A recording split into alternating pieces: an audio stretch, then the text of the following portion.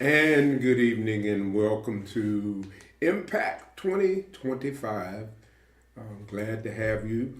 I guess some of you already noticed that our normal guest, Nathaniel Watkins, not here with us right now, and but we're going to move on. Amen. Now, for those of you who don't know, Impact 2025 is kind of like our, I guess I would say, talk show um, program where we have an opportunity to talk about today's issues and today's topics, and we talk about them from a Christian perspective. You know, one of the things that I think we are called to do as the church is not only to deal with quote unquote spiritual issues and make things so spiritual, but we have to deal with the fact that we got issues every day that we got to deal with. And so every week we come together and we, as well as we can, we look at what is going on in the world, and we kind of come at it and talk about it. And so this ministry is brought to you by Monty Christian Ministries, and we are located at 501 West 9 Mile Road in Highland Springs, Virginia. And we invite you to come and share with us and worship on Sundays at 10 o'clock. Also on Tuesdays, as you know, we have Impact 2025 at 8 o'clock, but from 7 to 7:45, we have time of prayer. And wherever you are, we invite you to be in prayer with us. And if you do have prayer concerns that you'd like to share with us, you can leave us a message at 804-486-9200, and we'd be more than happy to include you on our prayer list. Also on Thursdays at 7 o'clock, again here on Facebook and YouTube, we have Thursday Thirst, which is our Bible study ministry. And so we invite you to come and share as we study the Word of God. Amen. We also, during this time of Impact 2025, we invite you that if you have any questions or any comments that you would like to make, to place them in the comment section, and we will get to you. We'll read them, and any questions, we'll try to answer them. All right? Amen. We're glad again that you've come to share with us. And I just opened up tonight, and so let's welcome Nathaniel Watkins as he comes and brings our topic for this evening. Okay?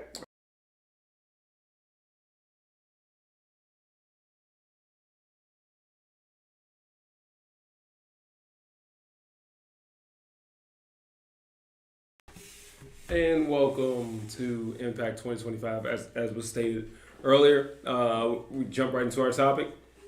Again, I'll remind, even though it was already reminded, that you can type your questions and your comments into the comments section. So feel free to participate. This is not just a conversation. Well, this is a conversation. It's not just me speaking, but it's a conversation. If you have the opportunity by typing in what you want to say, how you feel, any questions that you may have, and so that they can be brought up on the screen and addressed. And so whether you're on Facebook, YouTube, whatever, go ahead and type your comments and your questions in there, and then we can jump right to them.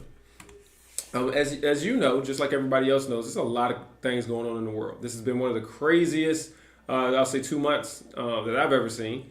You constantly have news going on. You have news about things going on in the government. You have weird things happening with plane crashes and near plane crashes and other natural disasters going on. You just have crazy news going on absolutely everywhere. So we always have the ability to talk about, anything. We have numerous topics to talk about. So I'm going. The topic we're going to talk about. I'm going to get us there. If you can stay with me for a quick second, I'm going to get us there. One of the biggest things that people are talking about is Doge. And if you don't know what that is, that's a department. That's a department in the federal government that's trying to make everything more efficient. Try to get rid of waste, fraud, and abuse, as they say. And that's what it stands for. It's the Department of Government Efficiency. So they're trying to get rid of waste, fraud, and abuse. And so this one is run by Elon Musk. He's a billionaire who is many people say is a genius business person. He was able to take an electric vehicle car company and make that without commercials, without really any advertising, and made it into the biggest electric vehicle car company in the world. And so, able to build out an infrastructure. He has a SpaceX company where he's sending rockets into space. And he also took over Twitter, which he then turned into X. And so people really say like he's a great business mind, great business person. And so this Doge thing has been going on. They've been cutting jobs. They decided to cut provisional jobs in the government, and then found out that that doesn't make a lot of sense. Because provisional people are people who usually have been there less than 3 years, usually 2 years on a provisional job. And so they decided that we're going to cut all the people on provisional jobs.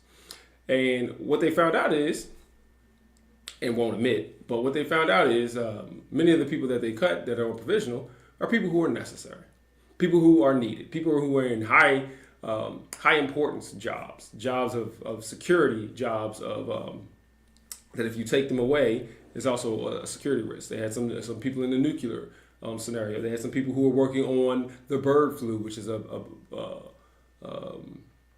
can turn into a pandemic if we're not careful. But it was another thing. Provisional jobs are also people who just recently got promoted. And so you could have been there for 20 years and then just got promoted and now you're provisional. And so now you're looking at some of your top performers who are now let go because they're provisional. And so as a result, the government had to go back and chase down some of these people, trying to find them and rehire them. It's been a mess. Again, but they won't admit it. But it's been an absolute mess. And you're just cutting jobs not because you know what you're doing. They're sending, from what they say, they're sending teenagers, 19-year-olds, young 20-year-old guys in there to kind of look at the jobs, make an assessment, and then make decisions. And just doesn't make a lot of sense.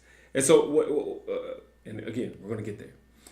You hear a lot of people who defend it by saying, well, he's a great businessman. He knows what he's doing. This is what he did at his company and able to optimize it and made it more lean and efficient. So he had to get rid of a bunch of people and they had to close departments and then they'd reopen, blah, blah, blah, blah, blah, blah.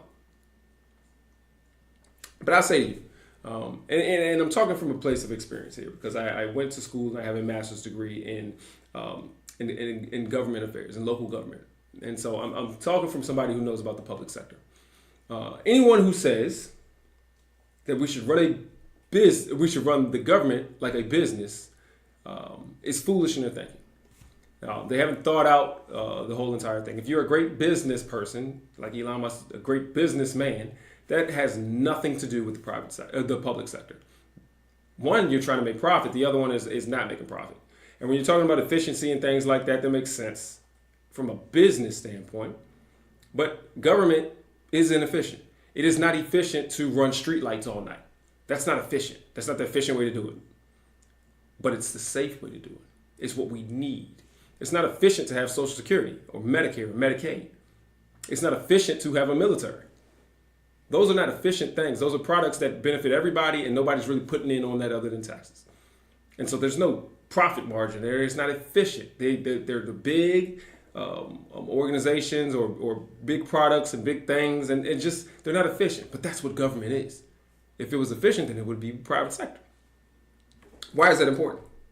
Because I think we have a problem here in the United States, and we have a problem with people who think that they know what they're doing in their area, in their section, and then want to bring it over to another area in another section. Let's bring it home a little bit closer. You have people who say, hey man, I ran a good business. I had my own company. I know what I'm doing. So this is how we need to run the church. This is how we grow the church. This is how we operate with the church and blah, blah, blah, blah, blah. Well, same scenario. That would be foolish because the church is not a business. Now, you've seen some people who try to run it like a business. You've seen people who try to run churches like a casino or like a amusement park, where it's a lot of prizes and a lot of noise and a lot of giveaways. And there's a lot of opportunities to level up. If you buy this, you could possibly get this. If you put some money here, you could possibly hit the jackpot of blessings. And so you see people, they try to run it like a business, but it's not a business. And it's foolish to try to put one thing into the other and think that it's going to work. But that's really not why I more so said that. What it is for individuals and each one of us individually. The question is, are you and I, doing the same thing that Elon Musk is doing the same thing that people are doing when they're talking about a business in the church? Are we not respecting other people's area and authority? And are we bringing ourselves over into those areas and authority? Here's an example. Your teacher at your school, at your child's school, they've been working in the school, whether they've been there, they're on a provisional license, or they've been there for years and years and years. We think that we know how to educate children more than they know how to educate children. Or we're going to tell them what to do. Now, we have our jobs, whatever our jobs may be. But we know how to do our jobs, and because we know how to do that, then we also know how to be a teacher. Well, that seems a little silly. It seems a little disrespectful of the people who what we're doing. Here's another one. And this one I think is going to it may ruffle little people a little bit. But I'm going to say it anyway because this is what I believe. We think that we are action, and we can sit back and we can come up with our own action to combat injustice in the world and in America. And so what we do is we decide, all right, here's going to be the action that I'm going to take. Here's how I'm going to make the change. There's a common quote that says, don't talk about change, be the change. And so we're going to decide, because we're an authority and we know I'm a business person, or I have this nice job, or I've done this and I've done that. So I know how to boycott. I know how to have be disobedient, civilly disobedient. I know how to push back and make change.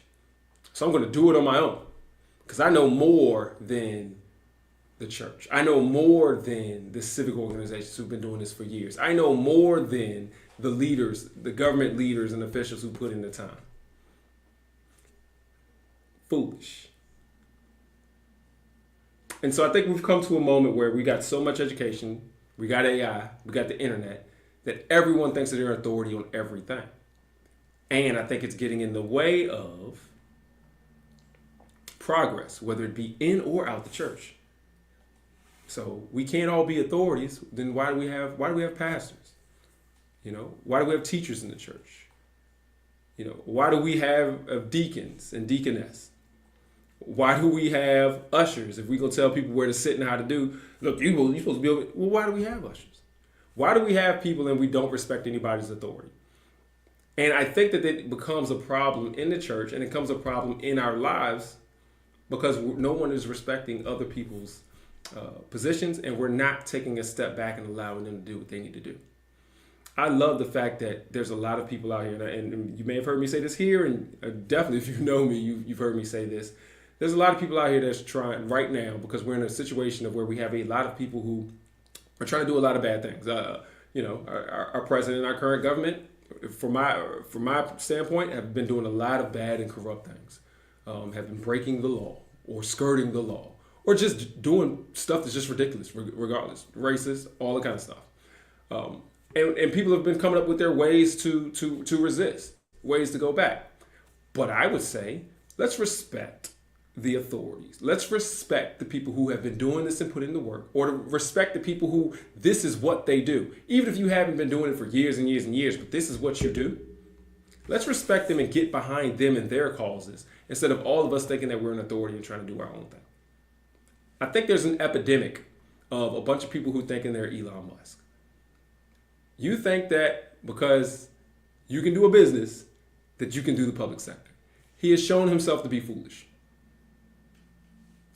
Are we showing our individual selves to be foolish on a daily basis by always trying to take in our own stuff and not following others? All right, we got some comments, so I'm going to go there.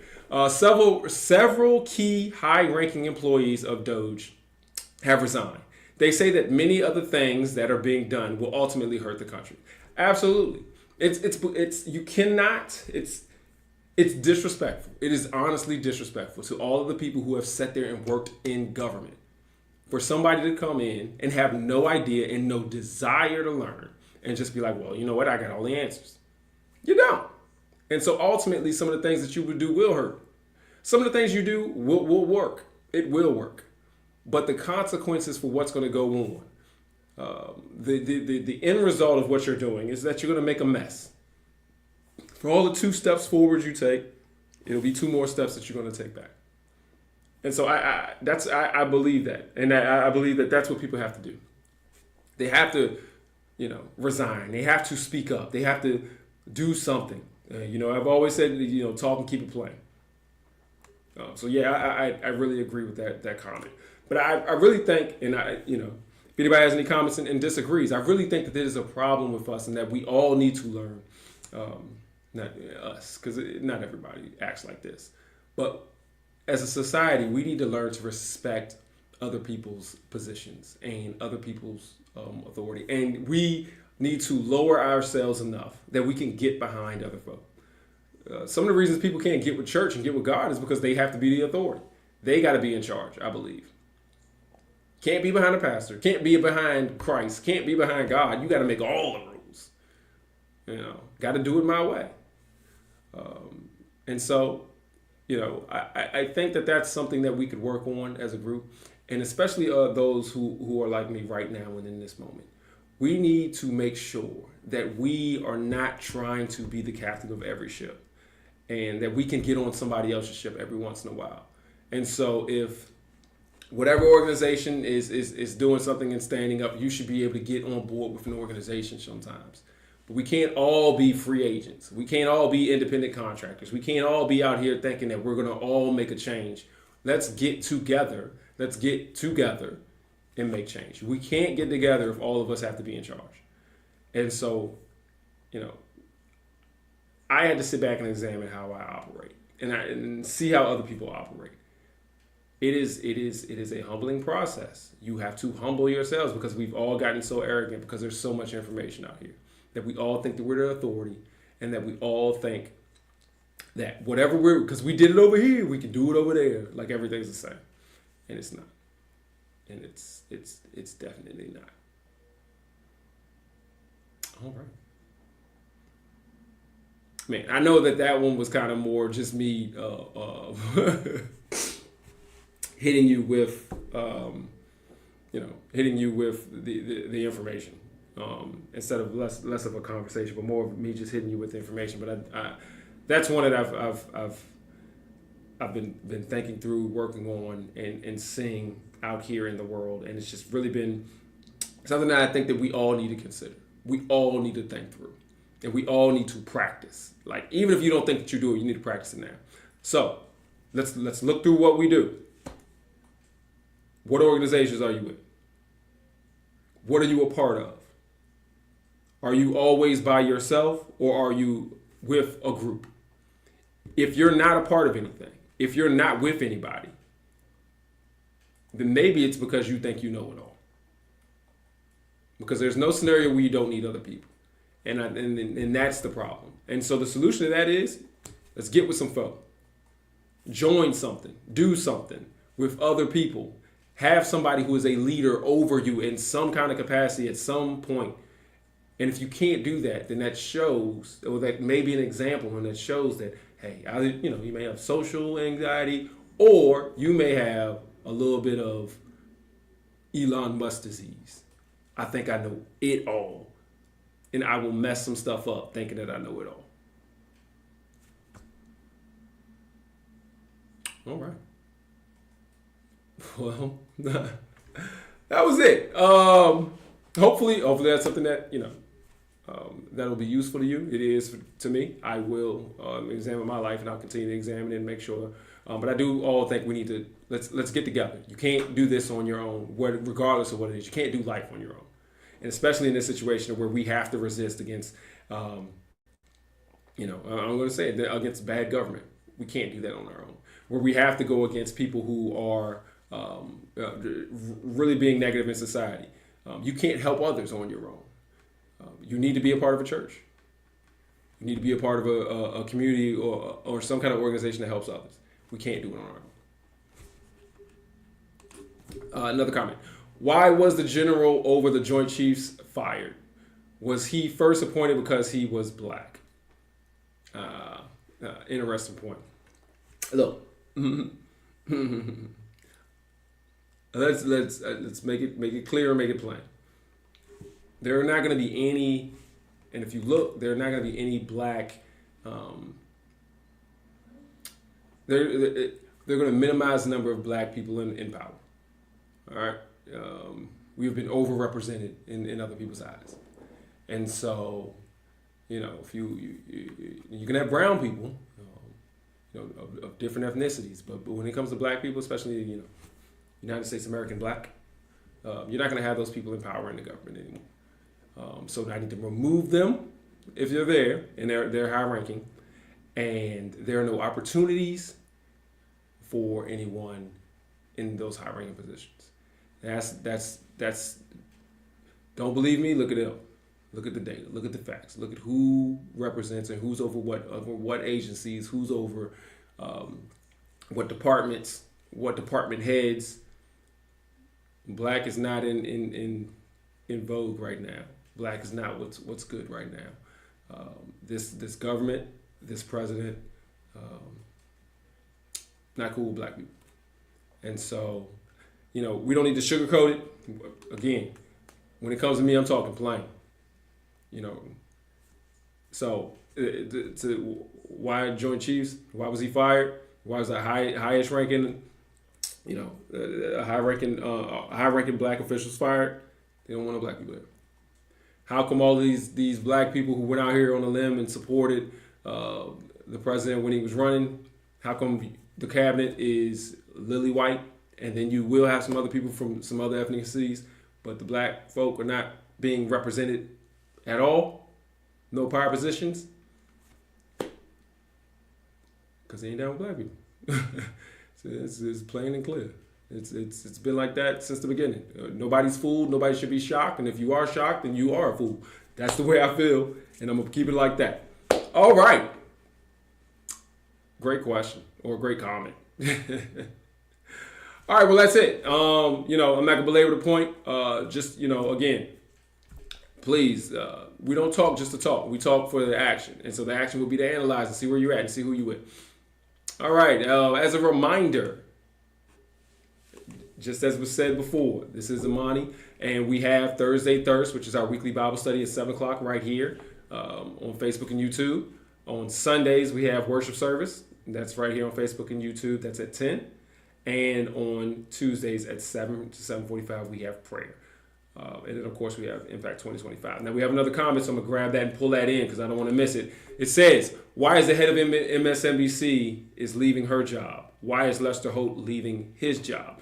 Yes, why was Joy Reid, one of the leading shows, fired from her position? I'm gonna bring that back up. We need people who have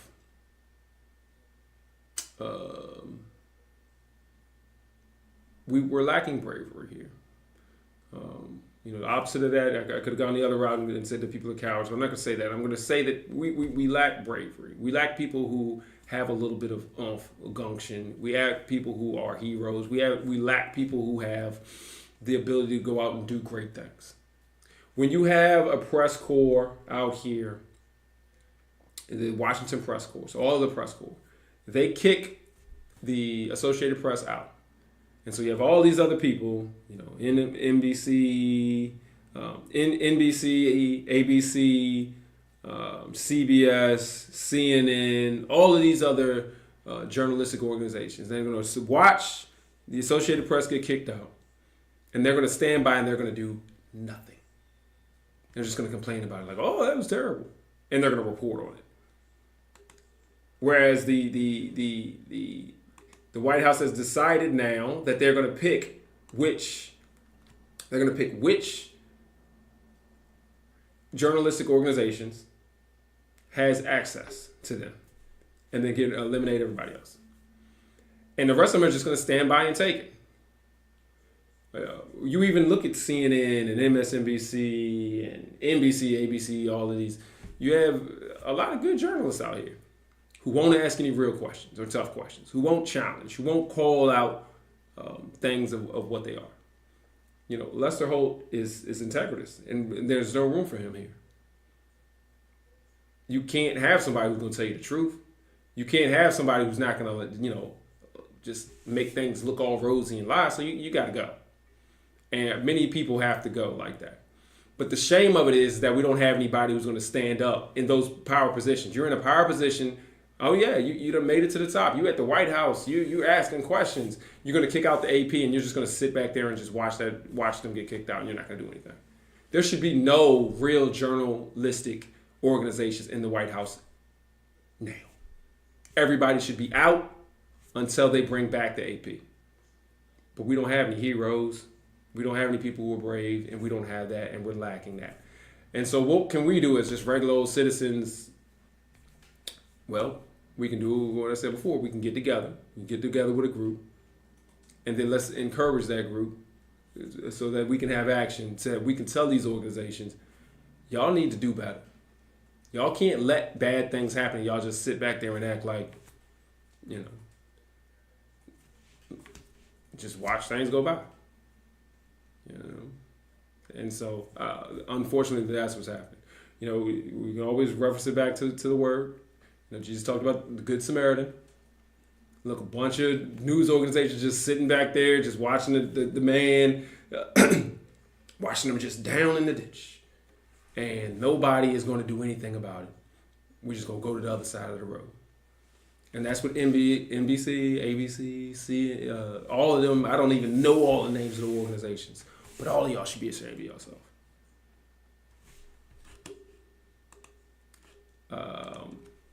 If all the news medias refuse to cover the White House, what will the White House do? You know what? They'll keep doing what they're doing. Lying, cheating, stealing, being racist, all of that. Nothing's going to change. Just you'll have to report on it, but you won't get their comments. Okay? I don't need your comment to tell me why why you're trying to hurt people and why you're trying to crash the economy. I can clearly see it through your actions and your press releases. So, yes, we won't get the words from the press secretary. Yes, we won't get a couple of words from the vice president or a couple of words from the president every once in a while. Yeah.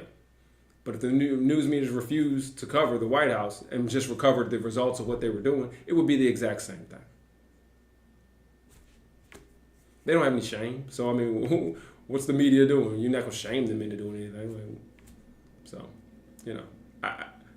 integrity, encourage. We need a lot more of it. Great comments. Man, we're on our way out and these comments rolling in. All right. Well, if it's no more, I appreciate it. I appreciate everybody that tuned in. We'll be back here again next week. Hopefully we'll be able to pull in the guests next week. We're going to really push on that. And again, feel free, if you do want to be a guest or you have any questions and comments or anything like that, you can always contact. You can always put comments into the Facebook and YouTube. We can even see them after the fact. And you can always call or send it or shoot us an email if you have anything that you want to say. All right. Thank you for everybody who came in.